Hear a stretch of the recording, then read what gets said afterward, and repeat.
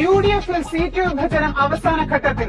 Idukki seat വേണമെന്ന നിലപാടിൽ വിട്ടുവീഴ്ചയില്ലാതെ കേരള കോൺഗ്രസ് മാണി വിഭാഗം.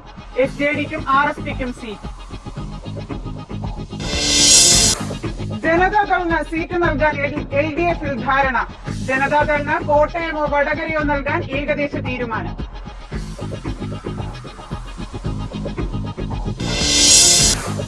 AKG സെന്ററിന്റെ പടികളിറങ്ങി ഇന്ദിരാഭവന്റെ പടികൾ കയറി RSP. UDF-നൊപ്പം നിൽക്കുമെന്ന് RSP സംസ്ഥാന നേതൃത്വം പറയുമ്പോഴും തിരുവനന്തപുരം നഗരസഭയിൽ LDF-യുമായുള്ള ഐക്യം തുടരും. UDF-ലെ സീറ്റ് വിഭജന ചർച്ചകൾ പൂർത്തിയായി. നേരത്തെ ഉണ്ടായിരുന്ന ഫോർമുലയിൽ നിന്ന് വ്യത്യസ്തമായി RSPയും സോഷ്യലിസ്റ്റ് ജനതയും ഇക്കുറി പുതുമുഖങ്ങളായി UDF-ൽ നിന്ന് മത്സരിക്കും. RSPയെ UDF-ൽ ഉൾപ്പെടുത്തിയതായി PP തങ്കച്ചൻ UDF യോഗത്തിനു ശേഷം മാധ്യമപ്രവർത്തകരോട് പറഞ്ഞു. മുസ്ലിം ലീഗിന് മലപ്പുറവും പൊന്നാനിയും, ഒടുവിലെത്തിയ RSPക്ക് കൊല്ലം, SJDക്ക് പാലക്കാട്, കേരള കോൺഗ്രസിന് കോട്ടയം. ബാക്കി 15 സീറ്റുകളിൽ കോൺഗ്രസ് മത്സരിക്കും. ഇതാണ് ഏറ്റവും ഒടുവിലത്തെ സീറ്റ് വിഭജന ഫോർമുലയെന്ന് UDF യോഗത്തിന് ശേഷം UDF കൺവീനർ PP തങ്കച്ചൻ വ്യക്തമാക്കി. ഇടുക്കി സീറ്റിനായി കേരള കോൺഗ്രസ് അവകാശം ഉന്നയിച്ചിട്ടുണ്ടെന്നും ചർച്ചകളിലൂടെ കേരള കോൺഗ്രസ് എമ്മിനെ അനുനയിപ്പിക്കാൻ കഴിയുമെന്നാണ് പ്രതീക്ഷയെന്നും തങ്കച്ചൻ പറഞ്ഞു. മാണി കേരള കോൺഗ്രസിന്റെ കാര്യത്തിൽ കഴിഞ്ഞവണ അവർക്ക് കിട്ടിയ കോട്ടയത്തിന് പുറമെ ഇടുക്കി സീറ്റിൽ കൂടി അവർക്ക് മത്സരിക്കാൻ താല്പര്യമുണ്ട്. അത് വേണം എന്നുള്ളൊരാവശ്യം അവർ നേരത്തെ ഉന്നയിച്ചിരുന്നു. അവർ അതിൽ ഉറച്ചു നിൽക്കുന്നതായിട്ടാണ് പറഞ്ഞത്. പക്ഷേ അതിൻ്റെ പ്രായോഗികമായ ബുദ്ധിമുട്ടുകൾ വീണ്ടും അവരെ പറഞ്ഞ് മനസ്സിലാക്കാൻ കോൺഗ്രസിൻ്റെ നേതൃത്വം ശ്രമിച്ചിട്ടുണ്ട്. ഇന്നോ നാളെയോ ആ കാര്യത്തിൽ ഒരു തീരുമാനം ഉണ്ടാകും എന്നാണ് പ്രതീക്ഷിക്കുന്നത്. കേരള കോൺഗ്രസ് ജേക്കബ് ഭാഗവും ബാലകൃഷ്ണപിള്ളയും സീറ്റിന് ആവശ്യം ഉന്നയിച്ചിരുന്നു. എന്നാൽ നീണ്ട ചർച്ചകൾക്കൊടുവിൽ ഇരുവരും അയഞ്ഞു. കോൺഗ്രസ് പാർട്ടി ഇന്നത്തെ സാഹചര്യത്തിൽ ഞങ്ങൾക്കൊരു സീറ്റ് തരുവാനുള്ള അവരുടെ ബുദ്ധിമുട്ട് ഞങ്ങൾ ബോധ്യപ്പെടുത്തി. അതുകൊണ്ട് കോൺഗ്രസുമായി സഹകരിക്കണം എന്നുള്ള അഭ്യർത്ഥന ഞങ്ങളുടെ മുമ്പാകെ വെച്ചു.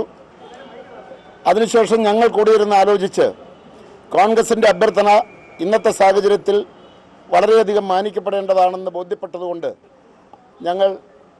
ഞങ്ങളുടെ ഒരു സീറ്റ് വേണമെന്നുള്ള ആവശ്യത്തിൽ നിന്ന് പിന്മാറുകയാണ് ഉണ്ടായത്.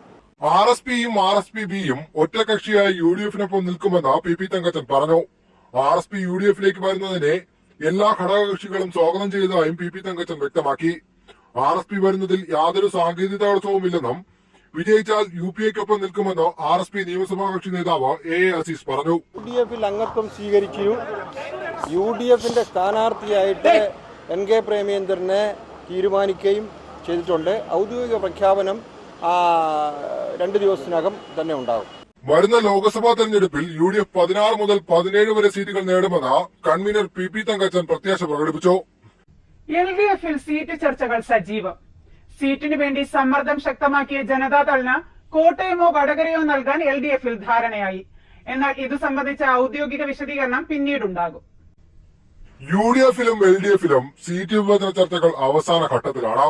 പക്ഷേ UDF-നേക്കാൾ സീറ്റ് വിഭജനം കൂടുതൽ സങ്കീർണമാകുന്നത് LDF-ലാണ്. CPM-ഉം CPI-യും ചേർന്ന 20 സീറ്റുകളും പങ്കിട്ടെടുക്കുന്നുവെന്ന പരാതി മറ്റു കക്ഷികൾക്ക് എല്ലാ തവണയുമുണ്ട്. എന്നാൽ ഇത്തവണ ആ നീരസം അവർ പരസ്യമായി തന്നെ പ്രകടിപ്പിച്ചു. RSP സീറ്റിന്റെ പേരിൽ പതിറ്റാണ്ടുകളുടെ ബന്ധം ഉപേക്ഷിച്ചു പടിയിറങ്ങി. ഇന്ദിരാഭവന്റെ പടികൾ കയറി. മറ്റുള്ളവർ RSPയുടെ വഴിയെ പോകുമെന്ന ഭീഷണിയുമായി തങ്ങളുടെ സമ്മർദ്ദം ശക്തമാക്കി. ഈ തന്ത്രത്തിലാണ് ജനതാദളിന് ആവശ്യപ്പെട്ട ഒരു സീറ്റ് വീണ് കിട്ടിയത്. നീണ്ട ചർച്ചകൾക്കൊടുവിൽ ജനതാദളിന് കോട്ടയം സീറ്റ് നൽകാനാണ് തീരുമാനം.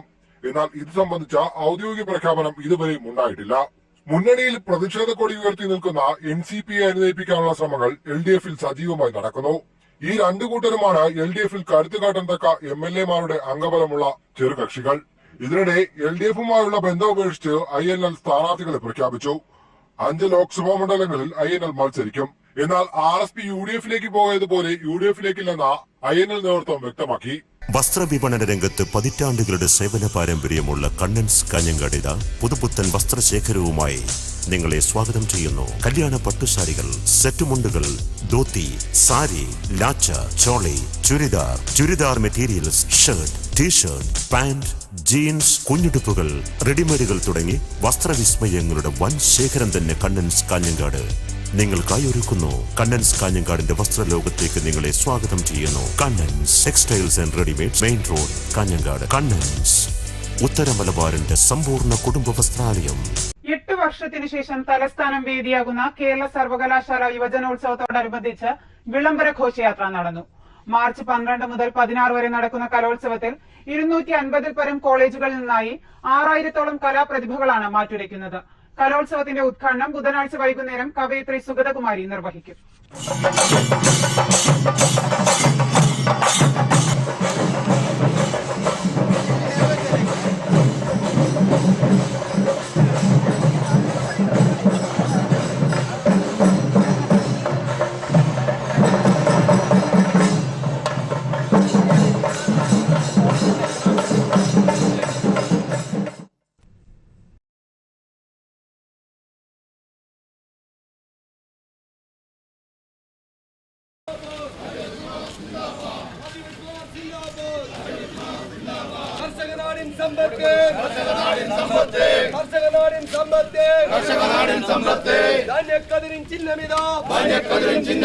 ധാന്യക്കതിരിൻ ചിഹ്നമിതാ കാവിക്കൊടിയിൽ പാറുന്നു ഇതിനെ വളർത്തു നാടാകെ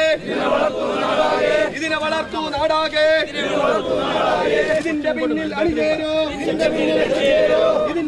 അണിചേരൂ രാഷ്ട്രീയത്തിന് അതീതമായി കരിമ വളർത്തി പൊരുതും നമ്മൾ നാട്ടിന്മാനം കാത്തിടാൻ ചോര കൊടുക്കാൻ ജീവൻ നൽകാൻ. നമുക്കറിയാം, തൊഴിലാളി രംഗത്ത് തൊഴിലാളി പ്രശ്നങ്ങൾ മാത്രം കൈകാര്യം ചെയ്തുകൊണ്ട് അവർക്ക് വേണ്ടി അക്ഷീണം പടമരുന്ന ഒരു സ്വതന്ത്ര തൊഴിലാളി സംഘടന എന്നതിൽ ഇവിടെയാണ് BMSന്റെ പ്രസക്തി ഉയർത്തിക്കാട്ടുന്നത്. അവിടെ വെച്ച് പറഞ്ഞു, ഇന്ന് രാജ്യം നേരിടുന്ന ഏറ്റവും വലിയ വെല്ലുവിളി എന്താണ്? ഇവിടെ രാജ്യം നേരിടുന്ന വെല്ലുവിളി എന്ന് പറയുന്നത് ഇവിടെ ദേശീയ ശക്തികളും ദേശദ്രോഹ ശക്തികളും തമ്മിലുള്ള വലിയ ഏറ്റുമുട്ടൽ നടക്കുകയാണ്. അതിന്റെ പേര് പാർലമെന്റ് തെരഞ്ഞെടുപ്പ് എന്നൊക്കെ പറയാൻ പാടുമെങ്കിൽ ലോകം ഉറ്റുനോക്കുന്ന ഒരു തെരഞ്ഞെടുപ്പായി മാറുകയാണ് ഭാരതത്തിലെ ദേശീയ ശക്തികളും ദേശവിരുദ്ധ ശക്തികളും തമ്മിലുള്ള പോരാട്ടം. ഇവിടുത്തെ ജനങ്ങൾ, തൊഴിലാളി സുഹൃത്തുക്കൾ, ലക്ഷക്കണക്കിന് വരുന്ന കോടിക്കണക്കിന് വരുന്ന തൊഴിലാളി സമൂഹങ്ങൾ ഈ ധർമ്മയുദ്ധത്തിൽ ആരുടെ പക്ഷത്താണ് നിൽക്കേണ്ടത് എന്ന് വളരെ വ്യക്തമായിട്ട് അറിയാം. തൊഴിലാളികൾക്ക് ഏത് പക്ഷത്താണ് നിലനിർത്തിക്കൊണ്ട് ഈ ധാർമ്മിക പോരാട്ടത്തിൽ ആരുടെ കൂടെ നിൽക്കണമെന്ന് നമുക്കറിയാം. പക്ഷെ അതിലുപരി തൊഴിലാളികൾ നേരിടുന്ന പ്രശ്നങ്ങൾ ഭാരതത്തിലെ എല്ലാ ജില്ലാ അധികാരികൾക്കും ഈ പ്രമേയത്തിന്റെ ഏറ്റവും സംക്ഷിപ്ത രൂപം നിവേദനമായി കൊടുക്കണമെന്നാണ് നമ്മൾ തീരുമാനിച്ചിട്ടുള്ളത്. അതിന്റെ അടിസ്ഥാനത്തിൽ ഭാരതത്തിലെ എല്ലാ ജില്ലാ കേന്ദ്രങ്ങളിലേക്കും ഇതുപോലുള്ള തൊഴിലാളി മാർച്ച് സംഘടിപ്പിച്ചുകൊണ്ടിരിക്കുകയാണ്.